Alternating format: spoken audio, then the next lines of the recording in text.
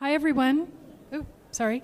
Thanks for coming. And just a reminder to please continue to check in on m.gsummit.com and rate your speakers and check into sessions. And without further ado, I'd like to welcome our next guest. Irfan Kamal is the Senior VP of Digital and Social with one of my favorite agencies, Ogilvy, and he's here to talk to us about gamification for brands. Please give him a warm welcome.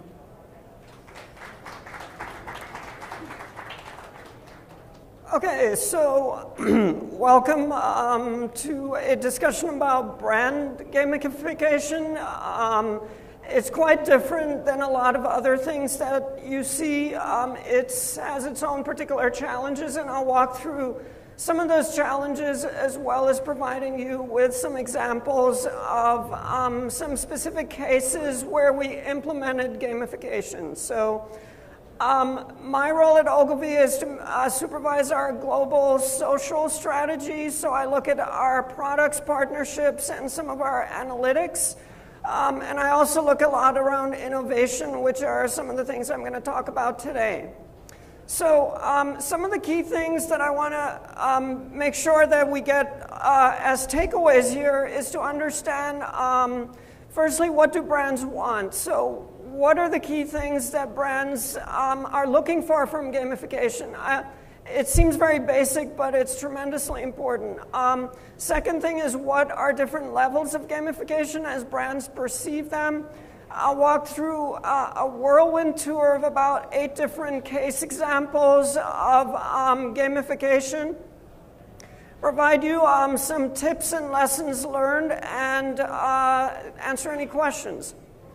So I'd like to walk through brand desires, but before I do that, I just want to get a quick sense of who's in the audience. So who in the audience is from a brand or a company that's trying to implement gamification? All right, and who are game designers, builders, developers? You could raise your hand twice there. And who are here from companies like vendors and third parties that try to enable the gamification layer and platform? Okay, great. So, so brand desires are pretty simple. And they don't, one of the key things that brands have is an urgency about delivering results quickly. So there are 3 things that I want to point out before I kind of go into desires. One is that there really isn't an opportunity for a MVP or minimal viable product. When the game launches, that's it. It's on for a certain period of time. There are some changes you can make, but overall, there's not much flexibility there. The second thing is very results focused. So very quickly we get into what value is the game providing. And then the third thing is that there's a tension between having fun and creating an enjoyable experience and delivering results. And those 3 things define the brand gamification experience in a way that is a bit different than what you might encounter elsewhere. So it's definitely not something where we can do things perhaps as creatively as some other areas. So let me present sort of the general idea of what brand desires are. Many of you might have seen this. It's something that brands use to evaluate most of their marketing and communications programs. It's referred to as the funnel or the circle of marketing, and essentially drives people through different stages, starting with awareness, evaluation, engagement, conversion, loyalty, and then finally advocacy towards a particular product or brand. We at Ogilvy have simplified it a bit for most of our internal analytics to 3 categories where we look at, in general at anything on what is the reach, what is the positioning and preference, and what type of action was driven by a particular program. So three basic things that if you achieve are critical to showing the success of any program. So I think that gamification for brands is so much in its infancy that we see a lot of confusion about what exactly it is. So I'm going to provide you 3 basic levels that are reasonable to look at it. One is simply brands place Google content ads or third-party ads within a game experience. So this can be everything from just buying through a content network to working with companies like KIP is one that's interesting, that provides game-based achievements, and there are others that provide this capability to essentially integrate ads. The second level I'd call product to integration. So this is, for example, when McDonald's or 7-Eleven does a program where you can win certain virtual items in Farmville. That's been done with good success in some environments. So you're basically then working the next level down and working with an existing game or game environment to provide value. The third and deepest level is to actually create a product or a gamified experience of some sort. So this is something where we would create something from scratch and work with the brand to make sure that it meets certain goals. So basically 3 levels you can think about. I'm going to talk today about the third level, which is really that deeper level of engagement around creating a gamified experience. So the first example I'm going to walk through really briefly is Intel. We did some work with Intel to create a Facebook-branded social game that was around building an island and creating competitions around the island. So one of the things that this was done a couple years ago, and one of the main things that this focused on, it was actually done out of our Asia office in Singapore and Hong Kong. And it focused really around trying to raise people's awareness of some of the things that Intel does, but in a non-techie manner. So a lot of the games that we have to develop have to bring very complex concepts and make them seem really simple and fun, which is pretty challenging. This was designed to last about 3 months, and it introduced 3 separate layers over that time, and things like quizzes and so on. So we had some of the core gameplay was around, there were leaderboards and stats, a lot of the social recruitment mechanisms, but there was also the ability to issue challenges to friends. And one of the key parts the challenges did was to bring out certain attributes of our brand products. So hyper-threading is a key Intel processor innovation, and Happy Slap is not. So hyper-threading wins this particular competition, and it provides a little bit of background if people click through on some details on what is hyper-threading, so they get a sense, oh, hyper-threading must be better than at least Happy Slap, which presumably Intel's competitors have. So the next example I'm going to take you through is really quickly is something we did with Ford. So Ford Fusion has introduced a brand new model for the 2013 year, so we wanted to try to figure out a way to introduce people to it in an innovative way. If you look at how new products are typically launched in the auto industry, they're done with press releases. So at least, you know, we were starting with a fairly static product and moving to something much more dynamic. So we created a what we call an augmented reality test drive. And what it was an iOS and Android app that you downloaded and allowed you to virtually drive the new Ford Fusion. We released 19 different courses, test tracks, over the course of the release period, and we engaged specifically trade press. So it was not focused on consumers. It was focused around motor trends, around all the automotive publications, so very different type of focus. We actually generated tremendous coverage using this new way to announce things. We had people downloading the app and trying out the driving experience. It's actually, you can go on YouTube and check out some examples of the way that the driving experience works. Got about 99% positive rating in terms of the people that responded, and when we asked them how they liked the app. Generated about 180 blog posts, which reached about 12 million people. So Very interesting new way to introduce a new car to an audience that has pretty much seen it all, from sort of the trade shows with all the models standing around to the rather static press release. So this was very useful for us for that purpose. Third example I want to walk through is something we did with Harrahs Entertainment, the casino resort, and their parent Caesars. So we actually had a challenge which was specifically around Atlantic City. Atlantic City has had its challenge in terms of image and perception, and so our goal was to try to figure out a way to get people excited about Atlantic City. To do that, we created a gamified community that essentially provides points, badges, and other types of interaction incentives for people to share specific content and offers with their friend. We also invited them to, for example, pool parties where they could print out something to get into a VIP area and get a free drink.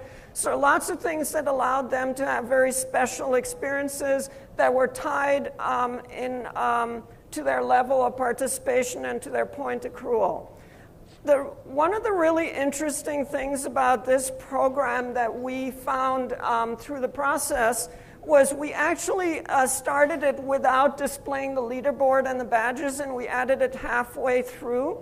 We saw a 20 to 70% jump in engagement with no change whatsoever in pricing or incentives, just by adding points and leaderboards to the program. So that told us that just adding this simple mechanic of providing some visibility to people on how they're performing added tremendously to their excitement and engagement with the program.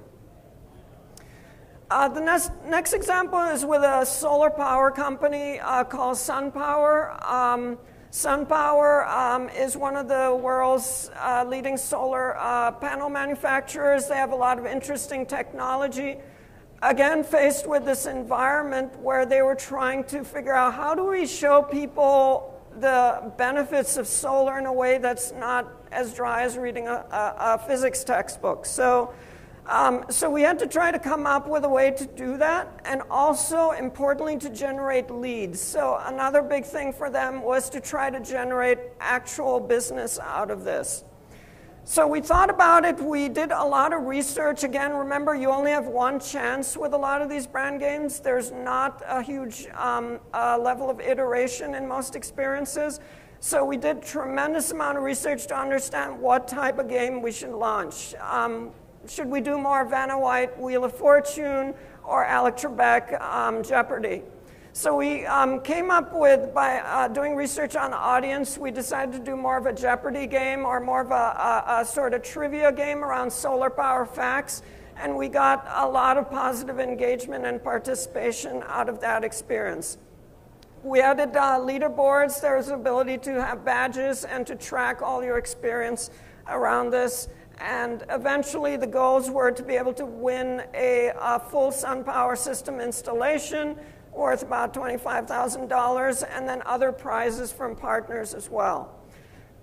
We generated a really big increase in Facebook community, which was one of the goals. We also noticed that there were a lot of players that were over 40, which I know we see a lot of surveys of gamers that suggest that we're talking about an older demographic. I've seen stats that show 38 to 41 as about the average age for gamers.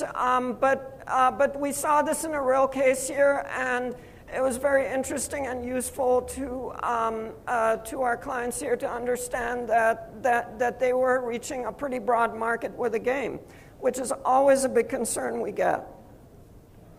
The next thing that we'll walk through right now is something called Tabasco Nation. So Tabasco Nation is an ambassador program for Tabasco. It's currently ongoing, so I can't talk too much to the details, but it's essentially a program that allows you to earn points as you engage in various Tabasco-related behaviors. So as As you upload, we have certain contests around passing the Tabasco. So there's a really cool video which shows people as passing Tabasco from the right side, their right to their left. And we connected together a lot of these to create a long video that basically has people passing Tabasco and putting it on some unusual food, and then passing it out to the others. So the idea here is to show that Tabasco is actually used in many, many different ways. And then one of the photos that came out of this that I thought was pretty interesting was a photo of a badger holding a Tabasco bottle, which I think might be photoshopped. Next thing is something called Kiwi Bank. So Kiwi Bank is a smaller bank in New Zealand. They're a little bit irreverent, and they try to get their accounts from the big banks in New Zealand by doing things that are a little bit different. So they created this experience, which was basically a YouTube branched game where you would take different paths to reach certain points, and it was all about making people understand how easy it was to switch. So one of the things, for example, that you could do is deprogram your big bank teller.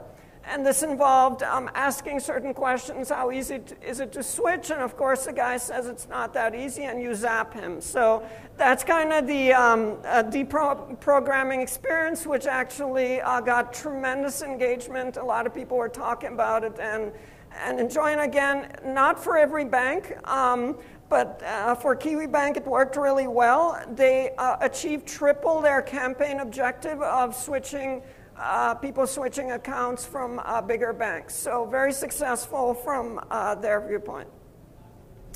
I'm going to cover a couple things that are a little bit more challenging. So healthcare-related communications are governed by all sorts of legal constraints. So it's often very difficult to create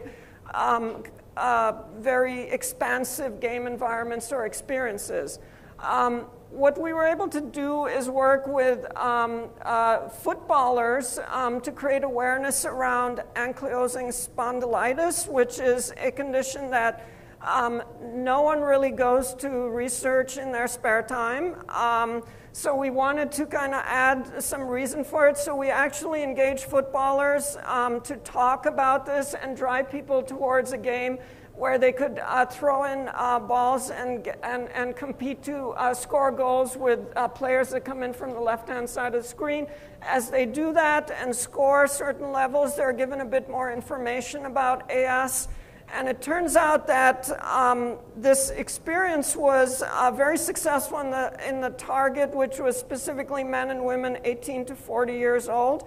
And it was very successful in driving people to learn more about AS. So we got close to 100,000 site visits and about over 7 million people actually playing the game throughout Europe. And it was designed as a competition against countries, so it was appealed to kind of that sense of, I'm Italy, I want to beat France or England, so it had a very interesting dynamic from that perspective.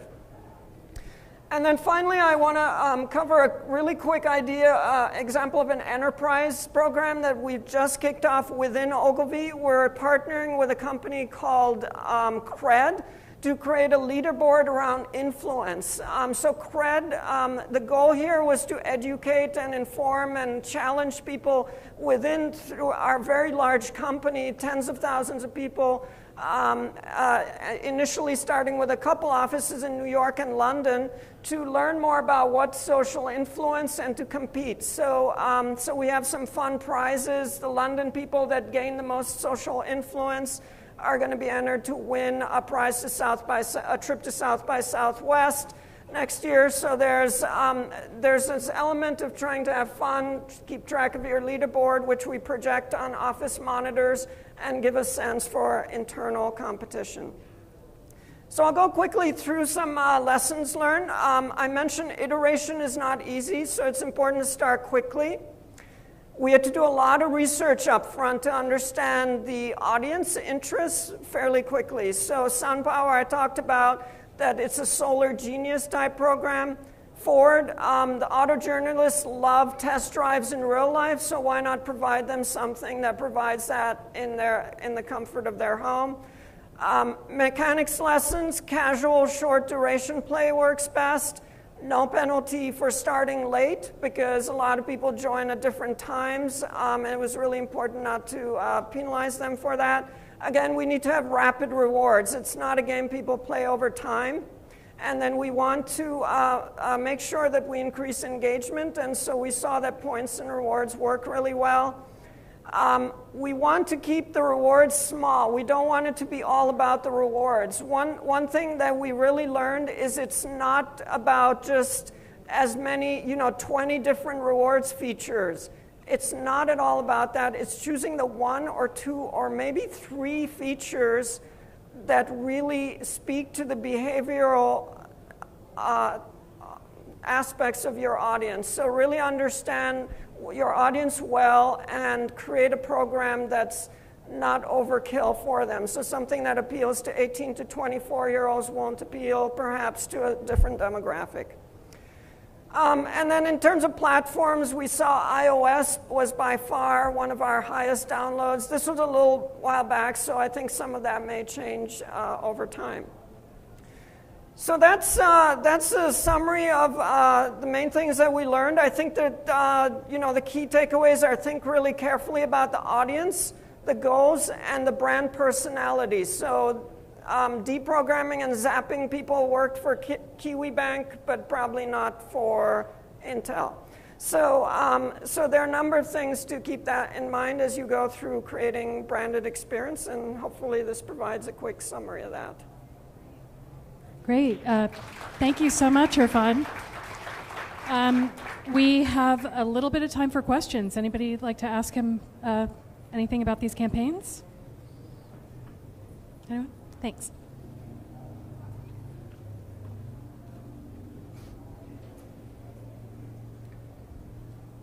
Hi, I have 2 questions. You could answer whichever you want to.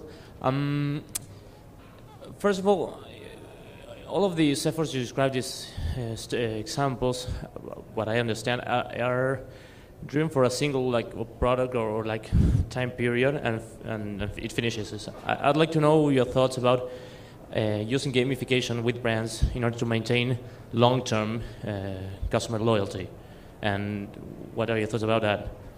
That's about it. Yeah, no.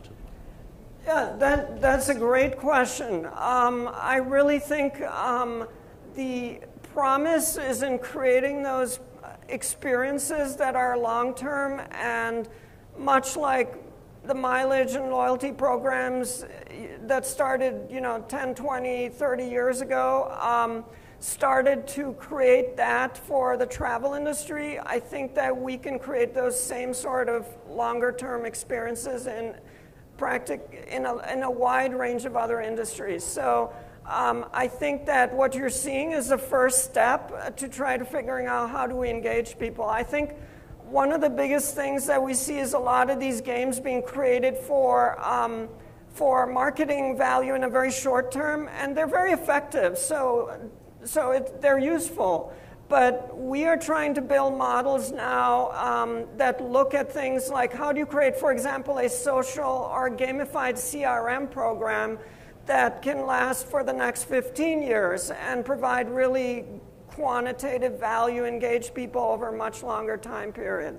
So some of the stuff that we're seeing, I think, frankly, out of companies like Nike are along those lines, where they're creating an environment with Fuel Band and with Nike Plus that's really building this longer-term thing. So I'd love to see a lot more of that, and that's the direction that I think we are headed, yeah.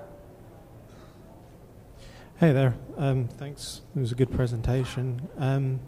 I was just wondering that the data that you capture through these online experiences and the social interactions and that sort of stuff, how did those metrics complement your traditional performance metrics for campaigns that you did before implementing gamification and this sort of stuff? So as I understand, how do these metrics compare to the more traditional metrics we we calculate? Okay. So I think that they're actually not hugely different because, as I mentioned, one of the key things that we want to do is not put games in their separate bucket and say, oh, games are magical and we don't know how to measure magic. We actually should strive to measure magic, and we know we can. And the only way to create programs that persist over time will be to apply a lot of the same very rigorous measurement and analytical techniques we have to games that we do to other types of programs. So there are some metrics under the hood that we look at that are different, such as virality and sharing and engagement levels that are a bit different, recruitment levels, but at the end, we just want to, going back to that circle, we want to look at how people move through that towards engaging with us, whether we're a nonprofit like Nature Conservancy or World Wildlife Fund or a big company like Nestle or IBM. Great. Thank you so much. I'm afraid that's all the questions we have time for, but Irfan, if you're going to be in the room, perhaps you can answer some questions one-on-one if people have them. So thanks, and we're going to be up with our next session in just a moment.